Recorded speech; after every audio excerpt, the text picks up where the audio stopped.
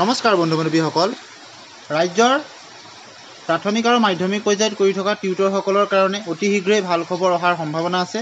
আপোনালোকে স্ক্ৰীণত নিশ্চয় দেখিছে, এইখন এখন official letter, office of the director of elementary education Assam, আৰু চিঠিখন আহিছে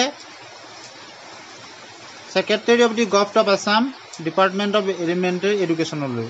আৰু এইখন যোৱা মাৰ্চ মাহতে পঠিওৱা এখন লেটাৰ, আৰু বিষয়টো হৈছে যে বিভিন্ন প্ৰাথমিক আৰু মাধ্যমিক পৰ্যায়ৰ কৰি থকা টিউটৰ শিক্ষকসকলৰ চেলাৰী বা ৱেজেছ, তেওঁলোকৰ ৱেজেছটো বৃদ্ধি কৰাৰ ক্ষেত্ৰত। গতিকে এটা খুব ভাল খবৰ, আৰু এই ডিটেইলছ ইয়াত ইনফৰ্মেশ্যনখিনি দিয়া আছে লেটাৰখনত, কাৰ ক্ষেত্ৰত কিমান বৃদ্ধি কৰিব লাগিব আৰু টোটেল কিমান আছে, এই সকলোখিনি তথ্য ইয়াত উপস্থাপন কৰা হৈছে। আৰু এই যিখন লেটাৰখনৰ পৰা আমি এটা কথা ক'ব পাৰোঁ যে অতি শীঘ্ৰেই যি টিউটৰসকলৰ ক্ষেত্ৰত প্ৰাথমিক আৰু মাধ্যমিক পৰ্যায়ত তেওঁলোকৰ দৰমহা বৃদ্ধিৰ সম্ভাৱনা আছে।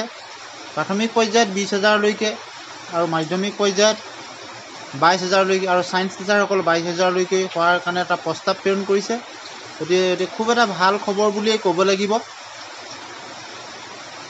এই ক্ষেত্ৰত অসম চৰকাৰে কেনেদৰে বিবেচনা কৰে পৰৱৰ্তী সময়ত আপোনালোকক জনাবলৈ চেষ্টা কৰিম।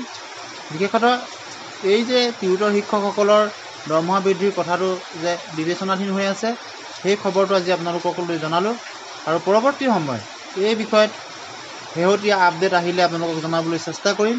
আমাৰ চেনেলৰ লগত আপোনালোক সংযুক্ত হৈ থাকিব, আৰু প্ৰথমবাৰৰ কাৰণে যদি চাইছে ভিডিঅ'টো তেনেহ'লে চেনেলটো ছাবস্ক্ৰাইব কৰি দিব আৰু বন্ধু বান্ধৱীলৈ শ্বেয়াৰ কৰি দিব।